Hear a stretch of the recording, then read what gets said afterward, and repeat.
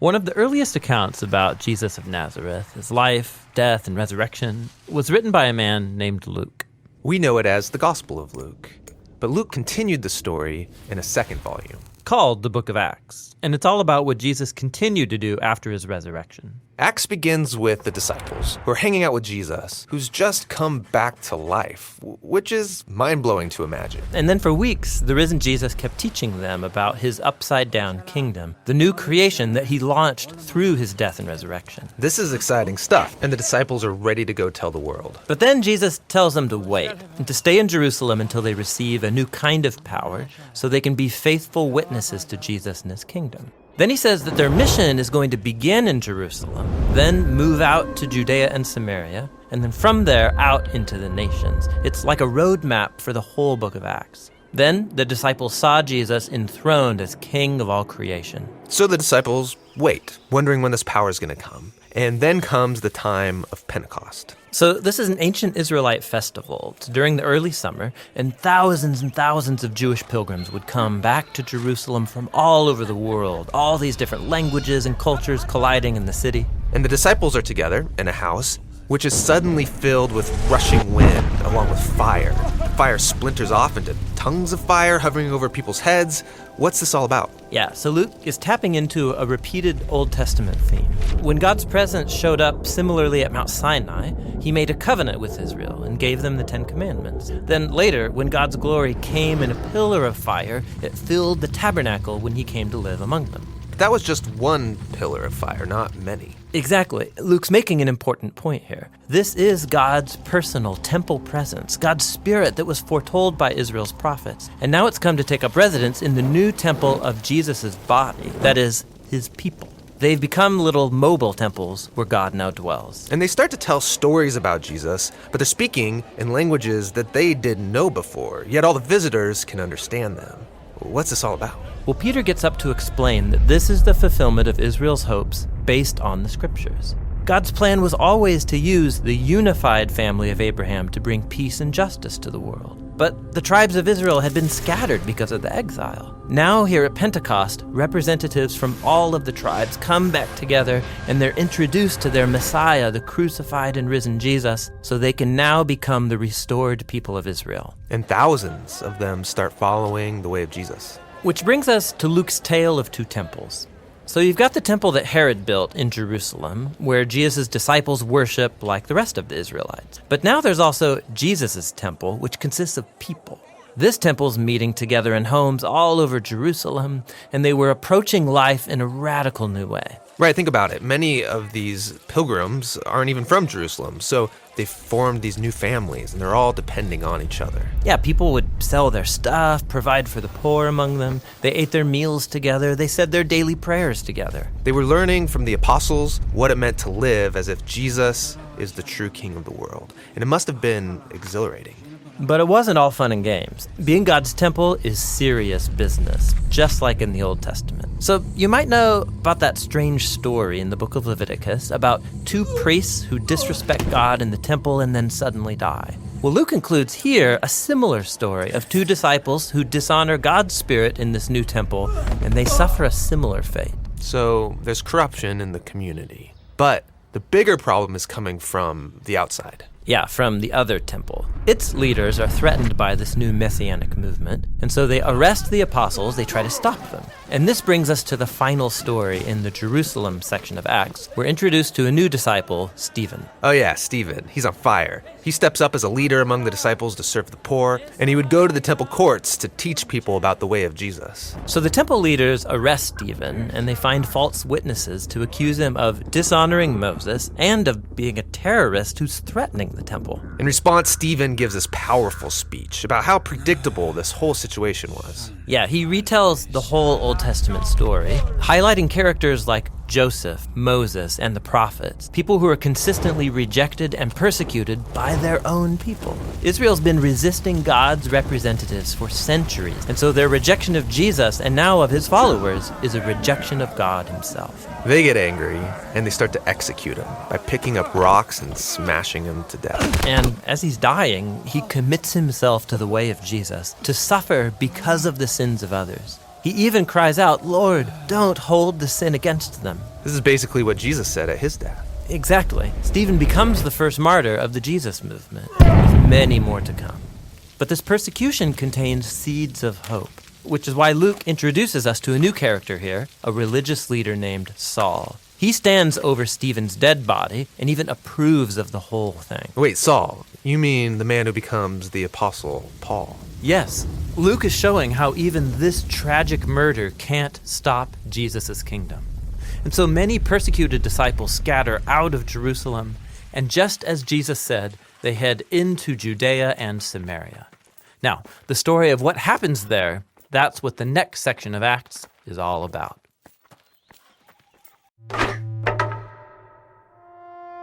During the first century, when the Romans ruled the known world, a grassroots countercultural movement was born in the eastern end of the empire.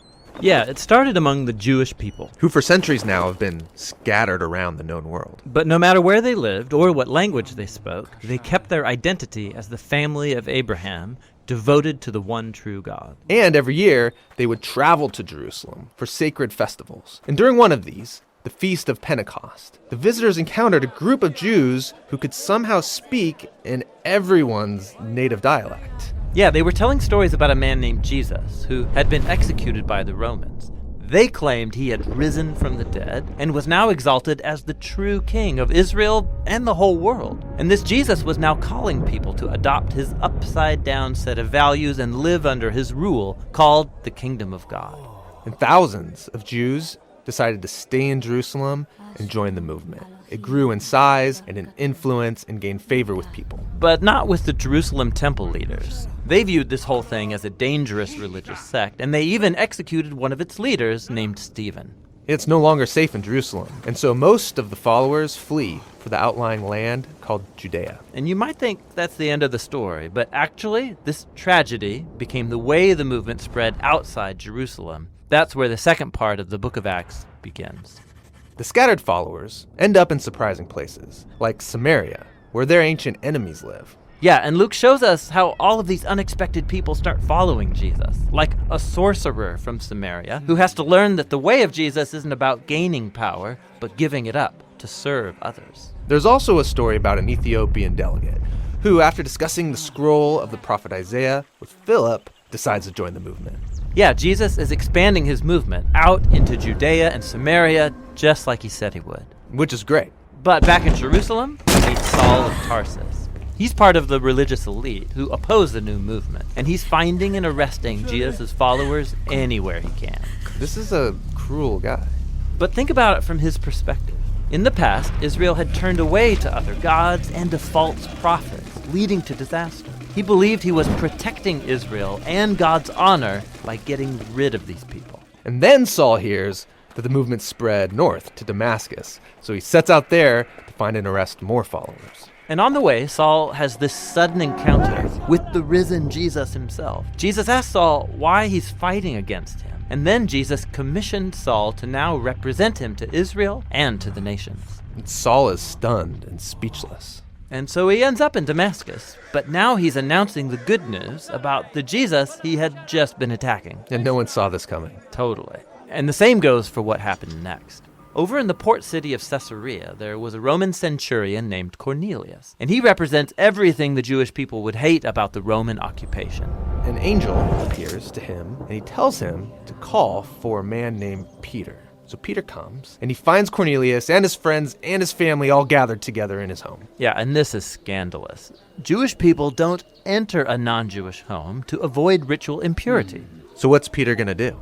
Well, right before this, Peter had a vision. God brought to him a collection of animals that his people were forbidden to eat, and then God said to Peter, "Eat these." And this is shocking to Peter. He says, "I've never eaten anything impure." And God responds, "Don't call impure what I have made pure." And then that's it. The vision was over. So Peter's going to start a new diet? No, he's an Israelite, and he's honored these customary food laws his entire life. The vision was preparing him for this moment of him standing among impure non-Israelites. And he realizes that God is declaring these people are a part of the family of Abraham. And so Peter decides to stay and tell them about Jesus. And the Holy Spirit shows up just as he did at Pentecost. But now it's for a Roman centurion and his non-Jewish family. The movement is broken out. And so back in Jerusalem, Peter is now telling the other apostles about what happened, and they start getting reports about even more non-Jewish people following Jesus up in the big trade city north called Antioch. So they send a man there named Barnabas to check things out. Barnabas finds the Jesus movement alive and well in Antioch, and he finds it's made up of people from all over the world. And so Barnabas recruits Saul to come and work with him in Antioch for a year. They're teaching, living among the people there, watching the movement grow. The church in Antioch was the first international Jesus community, and it is where Jesus' followers were first called Christians, the Christ ones. And so the way of Jesus was transformed from a group of Messianic Jews in Jerusalem into the multi-ethnic Jesus movement spreading through the world. Their faith was the same. It was centered on the good news about the crucified Jesus, who is the King of all nations. But that message and their new way of life was confusing, even threatening, to the average Roman citizen living around them. And the resulting conflict is what we'll explore next as this movement goes global, or as Jesus said, to the ends of the earth.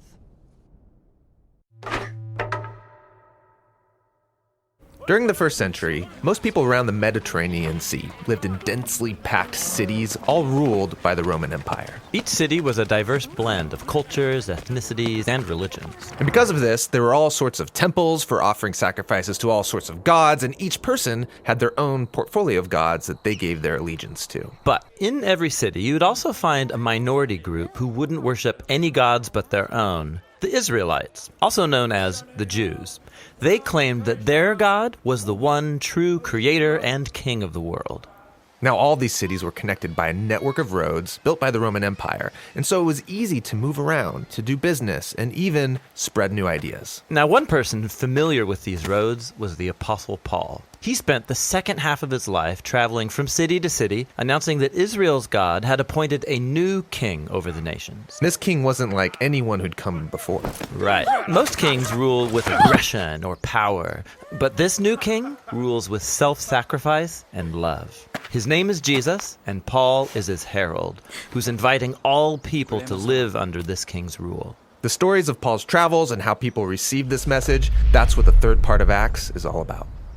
For some time, Paul's home base had been in the city of Antioch. And from there, he and his co-workers went out on 3 road trips, traveling by land and by sea to strategic cities throughout the empire. In each city, Paul's custom was to go first to the Jewish synagogue where his people gathered. He'd start teaching and showing how the Messianic king promised in the Hebrew scriptures is Jesus of Nazareth. And some believed this news, others didn't, and still others thought this message was so misleading and dangerous, they would incite riots to kick Paul out of town. And so that's when Paul would take to the bustling city marketplace. He would set up shop there to make and sell leather tents to cover his travel expenses. And here, Paul kept sharing the news about the risen King Jesus with anybody who would listen. He was often misunderstood as just promoting a new god. One time he prayed for a sick person, they were healed, and everyone around thought he must be a Greek god that came down to visit them. But Paul insisted there's only one true God, and he was his servant. This message often stirred up opposition and more riots, and he got beaten, even thrown in jail. Why such a strong reaction? Well, the worship of the gods held together Roman culture. They believed the gods kept their cities safe, and the temple worship of the gods was a huge part of their economy. Paul wasn't just adding Jesus as a new god to the list, he was saying all other gods are powerless, even a sham. So he's undermining their way of life. Yes, and more than that. When Paul announced Jesus as a new king, he would call him Lord or Son of God, the very titles people used to refer to the Emperor of Rome. So Paul's message could easily be heard as a threat against the entire political order.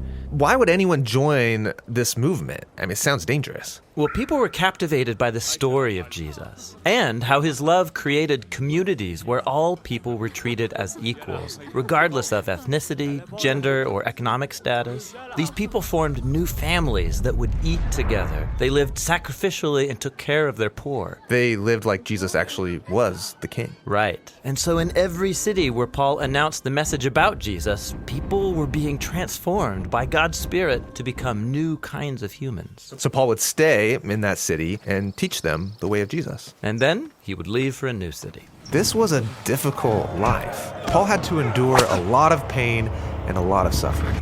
Yeah, and he did so because he believed that his own hardships were a reenactment of Jesus' suffering and death for others. He said it was God's own love that drove him to share the story of Jesus, no matter the cost. After his third road trip, Paul's reputation had grown. He had made many new friends, but had also made many new enemies that he would be wise to avoid. But Paul didn't avoid them. His next stop was Jerusalem, a city full of people who wanted him arrested, even dead. And so why he goes to Jerusalem and what happens when he gets there, that's what the final section of Acts is all about. We've been exploring the book of Acts, which was written by a man named Luke as a continuation of the Gospel of Luke. Acts began with Jesus telling his followers to spread the good news about his kingdom. And they would start in Jerusalem, then go out into the neighboring regions, and from there to the ends of the earth. Now, in Jerusalem, their message was received by many and opposed by many, especially by the leaders of the temple. They were scandalized by this new claim that the whole story of Israel had been fulfilled by Jesus' life, death, and resurrection. One of these leaders was a man named Saul of Tarsus, who worked tirelessly to stop the movement. That is, until he met the risen Jesus himself. And this encounter transformed Saul from an enemy of Jesus into a herald of his kingdom. And so for years, he traveled about the Roman Empire using his Roman name, Paul, starting Jesus communities all over. And one of Paul's greatest desires was that all of these diverse communities would see themselves as one unified people, regardless of their differences, Jew or non-Jew, male or female, slave or free. Jesus was creating one unified family of equals living together under his rule. And this brings us to the final section of Acts. Back in Jerusalem, where the movement began, the Jewish followers of Jesus were suffering from a drought and food shortage. And Paul was so passionate about the church's unity that he began a major fundraising project among the diverse churches he had started. They would pool their money together so he and a group of representatives could take it as a relief gift to Jerusalem. But it's not safe for Paul in Jerusalem. The Jewish leaders there dislike him so much, they want him dead. And Paul knew he was walking into a trap. His friends all begged him not to go, but no one could stop him. And why would Paul risk his life to bring this gift? Couldn't he have sent someone else? Well, for Paul, this was personal. Jerusalem was where he used to participate in the murder of Jesus' followers, and now he gets to serve them. It's also where Jesus himself was executed, and so for Paul, it would be an honor to suffer there alongside his king. Paul goes to Jerusalem, and as expected, he's found by his enemies. A mob forms, and they try to kill him. But Roman soldiers save his life by taking him into custody. The Jewish leaders are accusing Paul of starting a revolt against Rome, but they can't prove it. And the Romans don't know what to do with him. Yeah, they can see Paul's not a criminal, but his claim that a crucified Jewish man is the risen king of the world, it keeps getting him into trouble. And so Paul gets transferred from one court to another until he demands that his case be tried before the court of Caesar in Rome. And so they happily ship him off. Now, throughout this section of Acts, Luke, the writer of the story, has portrayed Paul's trials and imprisonments so that they resemble his previous stories of Jesus' trials and imprisonment. Luke's making an important point. When the people of Jesus follow the way of Jesus, their stories will begin to look like his story, which is beautiful, but it also comes with a cost. On the way to Rome, the boat carrying Paul is hit by a violent storm, and everyone freaks out. Except for Paul. He's below deck hosting a meal, just like Jesus did the night before his trial. Paul blesses and then breaks the bread, promising that God is with them through this storm. And the next day, the ship hits and then breaks apart on the rocks, but everyone's washed safely ashore. Which is amazing, but Paul's not out of trouble. He's taken to Rome and put under house arrest. But it's not so bad.